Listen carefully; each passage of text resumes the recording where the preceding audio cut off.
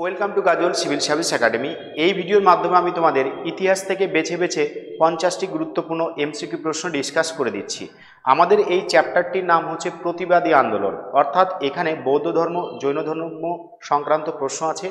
এর সাথে সাথে বেদিক কালচার বা বৈদিক সভ্যতা থেকেও কিছু প্রশ্ন এখানে নেওয়া হয়েছে। তোমরা যারা আপার প্রাইমারি টেটের জন্য প্রিপারেশন নিচ্ছ, এই ভিডিওটি কিন্তু অবশ্যই তাদের জন্য। তোমাদেরকে বলবো প্রথম থেকে শেষ পর্যন্ত অবশ্যই ভিডিওটি মন দিয়ে দেখবে, ঠিক আছে? আমাদের এটা হচ্ছে দুটো পার্টে হবে। প্রথম পার্টে আমি 1 থেকে 50টি প্রশ্ন ডিসকাস করছি এবং পরের পার্টে বাদ বাকি 50টি প্রশ্ন আমি ডিসকাস করে দেব। দেখো, প্রথম যে প্রশ্নটা দেওয়া আছে বলছে জৈন ধর্মে ধর্মগুরুদের কি বলা হয়, ঠিক আছে? অর্থাৎ প্রত্যেকটা ধর্মেরই কিন্তু ধর্মগুরু থাকে। যখন ধর্ম সৃষ্টি হয় তখন সেই ধর্মটাকে প্রচার করে, তো তাদেরকে কি বলা হয় না, ধর্মগুরু বলা হয়। তো এই ক্ষেত্রে জৈন ধর্ম এবং বৌদ্ধ ধর্ম ভারতের কিন্তু সেই প্রাচীন যুগ থেকে এই দুটো ধর্ম কিন্তু আছে। ওকে, তো বলছে জৈন ধর্মের ধর্মগুরুদের কি বলা হয়। মনে রাখবে, জৈন ধর্মের ধর্মগুরুদের কিন্তু তীর্থঙ্কর বলা হয়ে থাকে। তাহলে জৈন ধর্মের ধর্মগুরুদের কি বলা হয় না, তীর্থঙ্কর বলা হয়ে থাকে। তো জৈন ধর্মে ওইরকম মনে রাখবে 1 থেকে মোট 24টি তীর্থঙ্কর ছিল, ঠিক আছে? তাহলে কতগুলো তীর্থঙ্কর ছিল? 24টি। প্রথমটার নাম কি ছিল? ঋষভদেব বা আদিনাথ। আচ্ছা, 2 নম্বর প্রশ্ন আছে, দেখো জৈন ধর্মে মোট কতগুলি তীর্থঙ্কর আছে? তাহলে কি উত্তর হবে? 24 জন। 3 নম্বর প্রশ্ন, জৈন ধর্মের প্রথম তীর্থঙ্করের নাম কি? এই প্রশ্নটা বিভিন্ন পরীক্ষাতে বারবার এসে থাকে। কি বলেছে যে জৈন ধর্মের প্রথম তীর্থঙ্করের নাম কি? এটার উত্তর কিন্তু হবে ঋষভদেব বা আদিনাথ, ঠিক আছে? তাহলে জৈন ধর্মের প্রথম তীর্থঙ্করের নাম কি হবে? ঋষভদেব বা আদিনাথ, ঠিক আছে? আচ্ছা, পার্শ্বনাথ কি? পার্শ্বনাথ মনে রাখবে 23তম। পার্শ্বনাথ হলেন 23তম জৈন তীর্থঙ্কর। এই পার্শ্বনাথকে বলা হয় কিন্তু জৈন ধর্মের প্রকৃত প্রবর্তক, ঠিক আছে? পার্শ্বনাথকে কি বলা হয়? জৈন ধর্মের প্রকৃত প্রবর্তক বলা হয়। আর মহাবীর কত? মহাবীর কিন্তু 24তম ছিল। আর মহাবীর হচ্ছে জৈন ধর্মের প্রধান প্রবর্তক। তাহলে পরীক্ষায় যদি প্রশ্ন আসে জৈন ধর্মের প্রথম প্রবর্তক কি বা প্রথম তীর্থঙ্করের নাম কি, উত্তর হবে হচ্ছে আদিনাথ। আচ্ছা, যদি বলে 23তম তীর্থঙ্করের নাম কি, উত্তর হবে পার্শ্বনাথ। পার্শ্বনাথ হচ্ছে জৈন ধর্মের প্রকৃত প্রবর্তক। এর সাথে সাথে আছে দেখো মহাবীর। মহাবীর হচ্ছে 24তম জৈন ধর্মের প্রবর্তক এবং শেষ তীর্থঙ্কর, এবং ইনি হচ্ছেন জৈন ধর্মের প্রধান প্রবর্তক। 4 নম্বর, ঋষভদেবের প্রতীক কি ছিল? ঠিক আছে, প্রত্যেকটা যে ধর্মগ্রন্থের যে তীর্থঙ্কর ছিলেন প্রত্যেকজনের কিন্তু কিছু না কিছু প্রতীক ছিল। মেন 3টা আমাদের জানতে হয়, প্রথমটা, 23 নম্বরটা এবং 24 নম্বরটা। পরীক্ষাতে এইগুলোই আসে। ঋষভদেবের প্রতীক ছিল হচ্ছে ষাঁড়, ঠিক আছে? তাহলে জৈন ধর্মে যে প্রথম প্রবর্তক ছিল ঋষভদেব, তার প্রতীকের নাম কি ছিল? তার প্রতীকের নাম কিন্তু ছিল ষাঁড়। ওকে, 5 নম্বর প্রশ্ন আছে, দেখো 5 নম্বর বলছে জৈন ধর্মের 23তম প্রবর্তক কে ছিলেন বা 23তম তীর্থঙ্কর কে ছিলেন? একটু আগেই বললাম কি হবে না, পার্শ্বনাথ হবে। ওকে, আদিনাথ কি প্রথম, আর 24তম কি ছিল? মহাবীর ছিল। 6 নম্বর, পার্শ্বনাথ বা পরেশনাথের প্রতীক কি ছিল? ভীষণ ইম্পর্টেন্ট। পার্শ্বনাথের প্রতীক, আদিনাথের প্রতীক আর মহাবীরের প্রতীক, এই 3টা জানলেই হয়ে যায়। এটাও কি হবে? ফনাতলা সাপ হবে। ওকে, একে ইংলিশে বলা হয় এমব্লেম, এমব্লেম অফ স্নেক, ঠিক আছে? ইংলিশ দিয়ে অনেক সময় দেয় যে এমব্লেম অফ স্নেক কাকে বলা হয় না, এটা কিন্তু বলা হয় পার্শ্বনাথকে বা পরেশনাথকে। আর পরেশনাথ কততম ছিল জৈন তীর্থঙ্কর? সেটা কিন্তু 23তম ছিল। ওকে, আর ইনাকে কি বলা হয় না, ইনাকে কিন্তু বলা হয় প্রকৃত প্রবর্তক। 7 নম্বর, জৈন ধর্মের একমাত্র মহিলা তীর্থঙ্করের নাম কি? বিভিন্ন পরীক্ষাতে আসে। জৈন ধর্মে তাহলে 1 থেকে কতগুলো ছিল? 24টা তীর্থঙ্কর ছিল, তার মধ্যে একটাই মাত্র মহিলা তীর্থঙ্কর ছিল, তার নাম হচ্ছে মালিনাথ। পরীক্ষাতে কিন্তু আসে। ওকে, তোমাদের হিস্ট্রিতে আপার প্রাইমারি টেটের ক্ষেত্রে সোশ্যাল স্টাডিজ হিস্ট্রি আছে। হিস্ট্রি থেকে মোটামুটি 30টার আশেপাশে প্রশ্ন থাকে। আমি টোটালটাই এমসিকিউর আকারে ডিসকাস করে দেবো। এই প্রশ্নগুলো থেকেই তোমরা কিন্তু কমন পেয়ে যাবে, ঠিক আছে? প্রত্যেকটা প্রশ্নই কিন্তু আমার এমসিকিউ থেকে চলে আসবে, তোমরা শুধু ভিডিওটা মন দিয়ে দেখবে। 8 নম্বর, জৈন ধর্মের 24তম তীর্থঙ্কর কে ছিলেন? তাহলে 24তম কে হবে না, মহাবীর হবে। ওকে, আর মহাবীরকে কি বলা হয়? এমব্লেম, এমব্লেম বলা হয় হচ্ছে লায়ন, সিংহ। ওকে,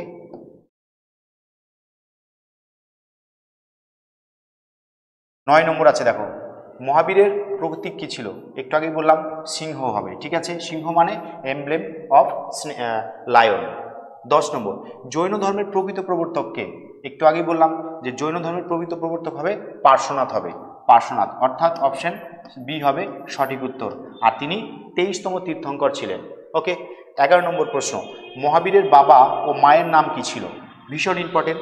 মহাবীরের বাবার নাম ছিল সিদ্ধার্থ আর মায়ের নাম ছিল কি? ত্রিশলা। ওকে। আচ্ছা, শুদ্ধোধন আর মায়াদেবী এটা কার বাবা মা? এটা কিন্তু মনে রাখবে গৌতম বুদ্ধের বাবা মা। গৌতম বুদ্ধের বাবা মা। তাহলে গৌতম বুদ্ধের বাবা মার নাম কি ছিল? বাবা বা পিতার নাম ছিল শুদ্ধোধন আর মাতার নাম ছিল মায়াদেবী। রাহুল আর মহামায়া, রাহুল কি ছিল? গৌতম বুদ্ধের ছেলে, ঠিক আছে। আর মহামায়া কি ছিল না? মেয়ে ছিল এর, গৌতম বুদ্ধের, ঠিক আছে। তো 11 নম্বর উত্তর কি হবে? 11 নম্বর উত্তর হবে এ। ওকে। আচ্ছা চলো 12 নম্বর প্রশ্ন, মহাবীর কোথায় দেহত্যাগ করেন? ঠিক আছে, মনে রাখবে মহাবীর কিন্তু দেহত্যাগ করেন পাবানগরীতে। ওকে, তাহলে মহাবীর দেহত্যাগ করেন কোথায়? না পাবানগরীতে। মনে রাখবে 72 বছর বয়সে কিন্তু এই মহাবীর মারা যান।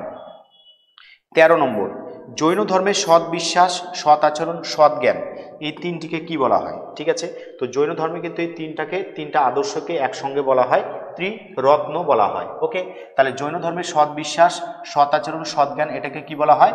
না ত্রিরত্ন বলা হয়ে থাকে। ঠিক আছে। আচ্ছা, পরের নাম্বার আছে দেখো, অঙ্গ, উপাঙ্গ, মূল ও সূত্র এই চারটি ভাগ কোন শাস্ত্রে দেখা যায়? মানে এই চারটি ভাগ কোন শাস্ত্রে বিভক্ত? মনে রাখবে জৈন শাস্ত্রে কিন্তু চারটা ভাগ। কি কি আছে চারটা ভাগ? অঙ্গ, উপাঙ্গ, মূল আর হচ্ছে সূত্র। এটা হচ্ছে জৈনদের মোট চারটা ভাগ, মনে থাকবে। চলো 15 নম্বর যে প্রশ্ন আছে দেখো, 15 নম্বর প্রশ্ন বলেছে জৈনদের দুটি সম্প্রদায়ের নাম কি? মনে রাখবে জৈনদের কিন্তু দুটো সম্প্রদায় আছে। ঠিক আছে, একটা হচ্ছে দিগম্বর আর একটা হচ্ছে শ্বেতাম্বর। ওকে, তাদের বস্ত্র পরিধানকে কেন্দ্র করে তাদের মধ্যে দুটো শাখাত সৃষ্টি হয় বা তাদের সমর্থকরা দুটো ভাগে ভাগ হয়ে যায়। একটা হচ্ছে দিগম্বর, এরা হচ্ছে বস্ত্রহীন অবস্থায় থাকবে বলে থাকতো বা বস্ত্রহীন অবস্থায় থাকার চেষ্টা করত। আর শ্বেতাম্বর কি করত? সাদা বা শ্বেত বস্ত্র পরিধান করত। তো এর ভিত্তিতে কিন্তু তোমার জৈন ধর্ম কিন্তু দুটো ভাগায় ভাগ হয়ে যায়। ঠিক আছে। আচ্ছা চলো 16 নম্বর, জৈন সাহিত্য কোন ভাষায় লেখা? মনে রাখবে জৈন সাহিত্য অর্ধ মাগধী বা প্রাকৃত ভাষায় লেখা। ঠিক আছে, প্রাকৃত ভাষাকে কি বলা হচ্ছে? অর্ধ মাগধী ভাষা বলা হচ্ছে। এই ভাষাতে কিন্তু এই জৈন ধর্মগ্রন্থগুলো লেখা বা জৈন সাহিত্যগুলো লেখা আছে। 17 নম্বর, জৈন ধর্ম কত সালে বিস্তার লাভ করে? দেখবে তোমার হচ্ছে ক্লাস টেক্সট বইতে যদি দেখো খ্রিস্টপূর্ব 6ষ্ঠ শতক, সেখানে কিন্তু প্রথম জৈন আন্দোলন বা জৈন ধর্মগুলোর প্রবর্তন শুরু হয়। তাই বলছে এটার কি উত্তর হবে? এটার উত্তর হবে খ্রিস্টপূর্ব 6ষ্ঠ শতকে। ওকে, তাহলে খ্রিস্টপূর্ব 6ষ্ঠ শতকে কিন্তু এই জৈন ধর্মটা বিস্তার লাভ করে। কল্পসূত্র কি? মনে রাখবে কল্পসূত্র, দ্বাদশাঙ্গ এইগুলো সবই জৈন গ্রন্থ। তাহলে জৈন ধর্মগ্রন্থের নাম কি? এটা কিন্তু একটা কল্পসূত্র। ওকে, চলো 19 নম্বর যে প্রশ্নটা আছে দেখো, 19 নম্বর প্রশ্নে বলেছে মহাবীর 540 খ্রিস্টাব্দে কোথায় জন্মগ্রহণ করেন? ঠিক আছে, তো মহাবীর কিন্তু জন্মগ্রহণ করেন কোথায়? 540 খ্রিস্টপূর্বাব্দে। যেহেতু আমাদের জৈন আন্দোলন বা প্রতিবাদী আন্দোলনটা শুরু হয় কত? খ্রিস্টপূর্ব 600 বছর আগে। ঠিক আছে, তো 540 খ্রিস্টপূর্বে কিন্তু জন্মগ্রহণ করেন কে? না মহাবীর। কোথায়? সেটা হচ্ছে বিহারের বৈশালী নগরের কুন্দ গ্রামে কিন্তু তিনি জন্মগ্রহণ করেছেন। ওকে, 20 নম্বর আছে দেখো, মহাবীর কার নিকট সন্ন্যাস ধর্ম গ্রহণ করেন? মহাবীর মনে রাখবে গোশল বা গোশালের নিকট কিন্তু তিনি এই ধর্মমত সম্পর্কে অবগত হন এবং তিনি এই ধর্মমতটা গ্রহণ করেন। 21 নম্বর, মহাবীর আনুমানিক কত সালে মারা যান? মনে রাখবে মহাবীর কিন্তু মারা যান এই 468 খ্রিস্টপূর্বাব্দে। তাহলে জন্মগ্রহণ করলো কত? 540 থেকে দেখো কত? 468। ওকে, অনেকে হয়তো বুঝতে এটা অসুবিধা হবে, 540 জন্মালো আর 468তে কিভাবে মারা গেল, তাই না? তো ধরো আমাদের এখন কত সাল চলছে? 2025 সাল। এইখান ধরো 0 দিলাম, 0তে যিশু খ্রিস্ট বা খ্রিস্টর যে খ্রিস্টাব্দটা যে শুরু হয়েছে 0 থেকে, 0-র আগে যত যাব, 0-র আগে দেখা হলো এদিকে 100 গেলাম, আরবার যদি যাই তাহলে 200 গেলাম, আরও পিছালাম 300 হলো। ঠিক আছে, তাহলে এইখানে যদি কেউ জন্মগ্রহণ করে তার সময়টা থেকে এদিকে যাবে আস্তে আস্তে। তাহলে খ্রিস্টপূর্বাব্দ থেকে 12 থেকে আস্তে আস্তে কী হয়? কমতে থাকে, কমতে কমতে কমতে কমতে কোথায় আসবে? 0-তে আসবে। তারপরে 1 খ্রিস্টাব্দ, 2 খ্রিস্টাব্দ, 3 খ্রিস্টাব্দ করে কত হবে? না 2025 পর্যন্ত এখন চলছে। ওকে, তাই জন্মালো কততে? 540-এ। দেখা হলো এই দিকে আছে 540। ঠিক আছে, তাহলে তো খ্রিস্টপূর্বাব্দ, তারপর কি হবে? 539 হবে। ঠিক আছে, তারপর হচ্ছে 538 হবে। এরকম কমতে কমতে লাস্টে 468 খ্রিস্টপূর্বাব্দে কিন্তু তিনি মারা যান, মনে থাকবে। আর তার মৃত্যুকালে বয়স কত বছর ছিল? 72 বছর ছিল তার মৃত্যুকালে বয়স। মহাবীরের প্রথম শিষ্য কে ছিলেন? মনে রাখবে মহাবীরের প্রথম শিষ্যের নাম ছিলেন জামিলি বা জৈমিলি। ঠিক আছে, জামিলি বা জৈমিলি ছিল হচ্ছে মহাবীরের হচ্ছে প্রথম শিষ্য। ওকে, পরের নাম্বার আছে দেখো, পরের নাম্বার কি বলেছে যে জৈন ধর্মশাস্ত্রকে কি বলা হয়? জৈন ধর্মশাস্ত্রগুলিকে বলা হয় আগম। মনে থাকবে, তাহলে জৈন ধর্মশাস্ত্রগুলিকে কি বলা হয় না আগম বলা হয়ে থাকে। 24 নম্বর, জৈন ধর্মে পঞ্চ মহাব্রত কে প্রবর্তন করেন? এটা কিন্তু একটা ইম্পর্টেন্ট। ঠিক আছে, মোট 5টা মহাব্রত ছিল, কি কি মনে রাখবে? একটা হচ্ছে অহিংসা, একটা হচ্ছে অহিংসা, অহিংসা, অহিংসা মানে হিংসা না করা। অচৌর্য, অচৌর্য মানে কি চুরি না করা। ঠিক আছে, আচ্ছা, আর এরপর আছে দেখো সত্যবাদিতা।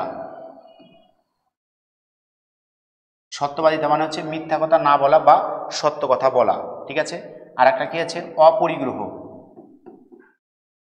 অপরিগ্রহ, অপরিগ্রহ মানে হচ্ছে পরের বস্তু গ্রহণ না করা। আর একটা আছে মনে রাখবে ব্রহ্মচর্য। ব্রহ্মচর্য, ব্রহ্মচর্য মানে হচ্ছে সারা জীবন কুমার্য থাকা, মানে বিয়ে শাদী থেকে দূরে থাকা। তো এই যে 5টা, ঠিক আছে, এই 5টাকে একসাথে কিন্তু বলা হয় কি না পঞ্চমহাব্রত। এর মধ্যে মনে রাখবে অহিংসা, অচৌর্য, সত্যবাদিতা, অপরিগ্রহ, এই 4টার প্রবর্তন করেছিলেন পার্শ্বনাথ। এই 4টা প্রবর্তন কে করেছিলেন? পার্শ্বনাথ। তাই এই 4টাকে কিন্তু বলা হয় চতুর্জাম। ঠিক আছে, আর এর সাথে সাথে 5 নম্বর যেটা আছে ব্রহ্মচর্য, সেটা যুক্ত করেছেন কে? সেটা যুক্ত করেছেন মহাবীর। তাই বলছে জৈন ধর্মে পঞ্চমহাব্রত কে প্রবর্তন করেন? উত্তর হবে মহাবীর। আর জৈন ধর্মে কে চতুর্ধাম প্রবর্তন করেন? তাহলে 4টা কে প্রবর্তন করেছিলেন? এটা কিন্তু উত্তর হবে পার্শ্বনাথ। তাই 25-এর উত্তর হবে কিন্তু এ পার্শ্বনাথ। ওকে, আচ্ছা, পরের নাম্বার, জৈন ধর্মের মূল নীতি কি? মনে রাখবে জৈন ধর্মের মূল নীতি হচ্ছে অহিংসা, অর্থাৎ হিংসা না করা। এটা হচ্ছে জৈন ধর্মের মূল নীতি। বুঝতে পেরেছ? আচ্ছা, পরের নাম্বার আছে দেখো 27-এ, জৈনদের প্রধান ধর্মগ্রন্থের নাম কি? মনে রাখবে জৈনদের প্রধান ধর্মগ্রন্থ, প্রধান বলেছে কিন্তু কল্পসূত্র কিন্তু একটা ওদের ধর্মগ্রন্থ, কিন্তু প্রধান যদি বলে তাহলে হবে দ্বাদশ অঙ্গ। ঠিক আছে, তাহলে জৈনদের প্রধান ধর্মগ্রন্থের নাম কি? উত্তর হবে দ্বাদশ অঙ্গ। আচ্ছা, দিগম্বর, দিগম্বর মানে হচ্ছে নগ্ন সাধনায় বিশ্বাসী।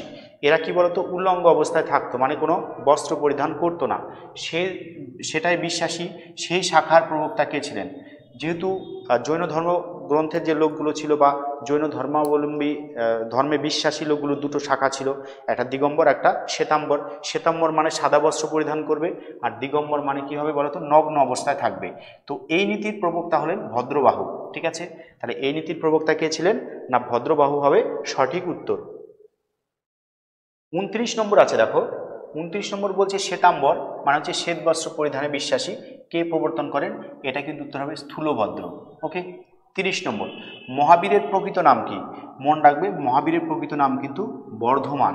ওকে, আর তার বিমাতা বা মাসি গৌতমী তাকে লালন পালন করেছিলেন বলে কিন্তু মহাবীরকে কি বলা হয় বলতো? না, মহাবীরের প্রকৃত নাম হচ্ছে বর্ধমান। ঠিক আছে, আচ্ছা, এরপর চলো 31 নম্বর, বৈদিক যুগে পরিবারের কর্তাকে কি বলা হয়? মনে রাখবে বৈদিক যুগে পরিবারের কর্তাকে কিন্তু বলা হয় কুলপতি, মানে কুলের পতি। কুল মানে পরিবার, তাহলে পরিবারের রাজা বা পতিকে কি বলা হয়? কুলপতি, বা পরিবারের কর্তাকে বলা হয় কুলপতি। 32 নম্বর, 32 নম্বর আছে দেখো, কোন ঐতিহাসিকের মতে আর্যদের আগমন মধ্য এশিয়া থেকে? ম্যাক্স মুলার বলেছেন আর্যরা কোথা থেকে এসছে না মধ্য এশিয়া থেকে এসছে। আমি এখানে এই চ্যাপ্টারে মোট 100টা প্রশ্ন আলোচনা করেছি। এখানে জৈন ধর্ম, বৌদ্ধ ধর্ম এবং তোমার হচ্ছে বেদিক কালচার বা বৈদিক সাহিত্য বা বৈদিক যে সভ্যতা ছিল সেখান থেকে কিন্তু কিছু প্রশ্ন এখানে আছে। তোমাদের এইগুলো থেকে কিন্তু আপার প্রাইমারি সোশ্যাল স্টাডিজের ইতিহাসে এইখান থেকে তোমরা প্রশ্নগুলো কমন পেয়ে যাবে। তোমাদেরকে বলবো এই ভিডিওটা অবশ্যই একদম শেষ পর্যন্ত দেখবে, আর এক্সট্রা ইনফরমেশন যেগুলো আমি বলছি সেগুলোকে পারলে একটু লিখে রাখবে। আচ্ছা, 33 নম্বর কি বলেছে দেখো, প্রথম বৌদ্ধ সম্মেলন কোন সময় হয়েছিল? এই বৌদ্ধ সম্মেলন থেকেও কিন্তু পরীক্ষাতে প্রশ্ন তোমাদের দিতে পারে। এই বৌদ্ধ সম্মেলন হয়েছিল মোট 4টে, মনে রাখবে এই 4টা বৌদ্ধ সম্মেলন থেকে পরীক্ষাতে একটা প্রশ্ন দিতে পারে। মনে রাখবে জায়গার নাম এবং ওই বৌদ্ধ সম্মেলনগুলো কে আহ্বান করেছিলেন সেটা কিন্তু পরীক্ষাতে আসে। তো এটার যেটা উত্তর, প্রথম বৌদ্ধ সম্মেলন হয়েছিল 483 BC-তে, বিফোর খ্রিস্ট, মানে খ্রিস্টপূর্বে 83-তে। ওকে, তো মনে রাখবে 4টা মোট বৌদ্ধ সঙ্গীত হয়েছিল বা বৌদ্ধ সম্মেলন হয়েছিল। মোট কয়টা বৌদ্ধ সম্মেলন হয়েছিল? তাহলে 4টা। এটা একটা সূত্র আছে, মনে রাখবে রবি, পাকা, পকা, অক। ঠিক আছে, এরকম 4টা জায়গাতে হয়েছিল এবং 4 জন রাজা ছিল। ঠিক আছে, তো যদি পরীক্ষা আছে যে বৌদ্ধ সম্মেলন প্রথম কোথায় হয়েছিল? রাজগৃহে। রাজগৃহে, রাজগৃহে মানে রবির রাজগৃহে। আচ্ছা, দ্বিতীয় বৌদ্ধ সম্মেলন কোথায় হয়েছিল? বৈশালীতে। বৈশালীতে। ঠিক আছে, তৃতীয় বৌদ্ধ সঙ্গীত বা বৌদ্ধ সম্মেলন কোথায় হয়েছিল? পাটলিপুত্রতে। পাটলিপুত্রতে। আচ্ছা, আর চতুর্থ বৌদ্ধ সঙ্গীত কোথায় হয়েছিল? এটার উত্তর হবে কয়েকার হচ্ছে কাশ্মীর। কাশ্মীর বা এটাকে মতান্তরে জলন্ধরে বলা হয়, অর্থাৎ কাশ্মীরের জলন্ধরেও বা পাঞ্জাবের পাশে, কাশ্মীরের পাশে যে পাঞ্জাব আছে, পাঞ্জাবের জলন্ধরে বা কাশ্মীরে সেটা হয়েছিল। ওকে, তো 4টা জায়গার নাম কি? রবি, পাকা, রাজগৃহ, বৈশালী, পাটলিপুত্র আর হচ্ছে কাশ্মীর বা জলন্ধর। তাহলে 4টা জায়গা আমরা পরপর পেয়ে গেলাম। এই 4 জায়গায় কি হয়েছিল না বৌদ্ধ সঙ্গীতগুলো বা বৌদ্ধ সম্মেলনগুলো হয়েছিল। আর প্রথমে কি ছিল? অতে হচ্ছে অজাত শত্রু। অজাত শত্রু। আচ্ছা, কয়েকার হচ্ছে কালাশোক। কালাশোক, তাহলে এই সময় রাজা কে ছিল? কালাশোক। 3 নম্বরে ছিল হচ্ছে অশোক। ঠিক আছে, আর 4 নম্বর কে ছিল? কনিষ্ক। এটা অবশ্যই খাতায় তোমরা লিখে নেবা। রবি, পাকা, অকাওক অর্থাৎ জায়গার নাম এবং ওই সময় সম্রাট বা রাজা কে ছিল সেগুলো কিন্তু পরীক্ষাতে তোমাদের চলে আসে। ওকে, এরপর কি আছে দেখো, বলছে কার্পাস শব্দটির প্রথম কার রচনায় পাওয়া যায়? মনে রাখবে পাণিনির রচনায় কিন্তু প্রথম এটা পাওয়া যায়। 35 নম্বর, ঋগ্বেদের কোন অংশ পরবর্তী বৈদিক যুগে রচিত বলে মনে করা হয়? মনে রাখবে 10টা মণ্ডল, 10ম মণ্ডল কিন্তু পরবর্তী সময় রচিত বলে মনে করা হয়। চলো 36 নম্বর যেটা আছে দেখো, 36-এ বলছে বেদের কোন অংশটি গদ্য এবং পদ্য উভয় ভাষায় লেখা আছে? গদ্য পদ্য দুটো ভাষাতেই সংকলিত, সেটা হচ্ছে যজুর্বেদ। ওকে, আচ্ছা 37 নম্বর দেখো, বেদ শব্দের অর্থ কি? মনে রাখবে বেদ শব্দের অর্থ তো আমরা ছোটবেলা থেকেই জানি সবাই, বেদ শব্দের অর্থ হচ্ছে জ্ঞান। এখান থেকে দেখো বেদ থেকেও কিছু প্রশ্ন কিন্তু নেওয়া হয়েছে। আচ্ছা, বৌদ্ধ ধর্মে হিন্দু ধর্মের বিদ্রোহী, বৌদ্ধ ধর্মকে কি বলা হয়েছে না হিন্দু ধর্মের বিদ্রোহী সন্তান বলে মনে করা হয়েছে। এই কথাটা কে বলেছেন? এটা কিন্তু বলেছেন বিবেকানন্দ। ঠিক আছে, পরের নাম্বার দেখো 39, কে সংস্কৃত ব্যাকরণ রচনা করেন? সংস্কৃত ব্যাকরণ কে রচনা করেছিলেন? না পাণিনি। ঠিক আছে, তাহলে সংস্কৃত ব্যাকরণটা কে রচনা করেছেন? উত্তর হবে পাণিনি। ঠিক আছে, আচ্ছা 40 নম্বর দেখো, ভারতীয় পুরাণের সংখ্যা কয়টি? ভারতীয় পুরাণের সংখ্যা কয়টি? মনে রাখবে ভারতে মোট 18টা পুরাণ আছে। তাহলে ভারতের পুরাণের সংখ্যা কত? না 18 হবে সঠিক উত্তর। 40টা প্রশ্ন আমাদের হয়ে গেল। 41 নম্বর প্রশ্ন আছে দেখো, বলছে যোগ দর্শনের ব্যাখ্যা দিয়েছিলেন কে? আচ্ছা, আমরা পতঞ্জলি কোম্পানির নাম শুনেছি। ঠিক আছে, রামদেব পতঞ্জলি কোম্পানিকে ওনার উনি, তো উনি কি করেন? যোগ ব্যায়ামের সাথে যুক্ত, তাই না? তো পতঞ্জলি কিন্তু যোগ ব্যায়ামের সাথে যুক্ত বা যোগ দর্শনের সাথে যুক্ত পতঞ্জলি। ওকে, কে ন্যায় দর্শন প্রতিষ্ঠা করেন? ন্যায় দর্শন প্রতিষ্ঠা করেন কিন্তু গৌতম, মনে থাকবে। তাহলে ন্যায় দর্শন কে প্রতিষ্ঠা করেন? না গৌতম। 43 নম্বর, উপনিষদগুলির বিষয়বস্তু কি? মনে রাখবে উপনিষদগুলির বিষয়বস্তু হচ্ছে দর্শন। ওকে, তাহলে উপনিষদের বিষয়বস্তু কি? এটার উত্তর হবে দর্শন। তাহলে পরের নাম্বার 44 নম্বর কি বলেছে দেখো, বলছে 10 রাজার যুদ্ধ কোন নদীর তীরে হয়েছিল? মনে রাখবে 10 নদীর যুদ্ধ কিন্তু রাভি নদীর তীরে হয়েছিল। ওকে, আচ্ছা 45 নম্বর, আর্যদের আগমন কাল সম্পর্কে জানা যায় কোন লিপি থেকে? ঠিক আছে, আর্যরা যে বাইরে থেকে এসছে বহিরাগত, ঠিক আছে, মধ্য এশিয়া থেকে এসছে, কেউ বলছে ইউরোপ থেকে এসছে। ঠিক আছে, তো এরকম যে তত্ত্বগুলো কোন শিলালিপি থেকে সেটা আমরা জানতে পারি, সেটা উত্তর হবে দেখো কি বলছে, জুনাগড় লিপি, নানাঘাট শিলালিপি, গঞ্জাম লিপি। এটার উত্তর হবে বঘোজকই শিলালিপি। ঠিক আছে, এটা থেকে আমরা জানতে পারি যে আর্যরা বিদেশ থেকে এসেছে। পরবর্তী বৈদিক যুগে আর্যরা কোন স্থানে বসতি স্থাপন করে? আর্যরা কিন্তু প্রথম বসতি স্থাপন করেছিল সপ্ত সিন্ধু অঞ্চলে, তারপর ওরা কিন্তু ভারতের ভেতর দিকে আস্তে আস্তে ঢুকতে থাকে এবং সেটা কিন্তু গঙ্গা যমুনা দোয়াব অঞ্চল পর্যন্ত প্রবেশ করে। তাই উত্তর কী হবে? এ, গঙ্গা যমুনা দোয়াব হবে সঠিক উত্তর। 47 সাংখ্য দর্শনের প্রতিষ্ঠাতাকে। এগুলো তো মুখস্থমূলক প্রশ্ন, টানা মুখস্থ করবে, পরীক্ষাতে কমন আসলে লিখে দেবে, ঠিক আছে। তাহলে সাংখ্য দর্শনের প্রতিষ্ঠাতাকে, না সাংখ্য দর্শনের প্রতিষ্ঠাতা কিন্তু এই কপিল। চলো 48 নম্বর, বৈদিক যুগে সাধারণ মানুষদের থেকে যে কর আদায় করা হতো তার নাম কি? তাহলে বৈদিক যুগে কিন্তু মানুষদের কাছ থেকে কর আদায় করা হতো, সেটার নাম মনে রাখবে বলি, বলি বা বালি, ঠিক আছে। এই করের নাম কি ছিল? বলি। ওকে, তাহলে 48টা প্রশ্ন আমাদের অলরেডি কমপ্লিট। 49 নম্বর প্রশ্ন আছে, দেখো বলছে গৌতম বুদ্ধ তার শেষ নিঃশ্বাস ত্যাগ করেছিলেন কোথায়? গৌতম বুদ্ধ কিন্তু মনে রাখবে তার শেষ নিঃশ্বাস ত্যাগ করেছিল পাবা নগরীতে, ঠিক আছে। পাবা নগরীতে, পাবাপুরী বা পাবা নগরীতে, ঠিক আছে। তাহলে এটা সরি, এটা উত্তর এটা হবে না, এটা হচ্ছে পাবা নগরীতে কে করেছিল? না তোমার হচ্ছে মহাবীর। আর গৌতম বুদ্ধ তার শেষ নিঃশ্বাস ত্যাগ করেছিলেন কুশীনগরে, এটা উত্তর হবে কুশীনগর, ডি হবে সঠিক উত্তর। ওকে, আচ্ছা বৈদিক যুগে গ্রামে বিচারের দায়িত্বে কে ছিলেন? বৈদিক যুগে মনে রাখবে গ্রামে বিচারের দায়িত্বে ছিলেন গ্রাম্য বাদিন। ওকে, তাহলে এই গেল তোমাদের বৈদিক সাহিত্য, জৈন ধর্ম এবং বৌদ্ধ ধর্ম থেকে বাছাই করা 50টি গুরুত্বপূর্ণ প্রশ্ন। এই সিরিজে আরও 50টি প্রশ্ন তোমাদেরকে অ্যানালাইসিস আমি করে দিব। এই 100টা প্রশ্ন করলেই তোমাদের কিন্তু মেন ছোট ছোট 3টা চ্যাপ্টার কিন্তু কমপ্লিট হয়ে যাবে। তোমরা যারা আপার প্রাইমারি টেটের জন্য প্রিপারেশন নিচ্ছ, অবশ্যই ভালো করে প্রিপারেশন নাও, খুব তাড়াতাড়ি হয়তো পরীক্ষা হয়ে যাওয়ার সম্ভাবনা আছে। আর ভিডিওটি যারা প্রথম থেকে শেষ পর্যন্ত দেখলে তাদেরকে কিন্তু অসংখ্য ধন্যবাদ।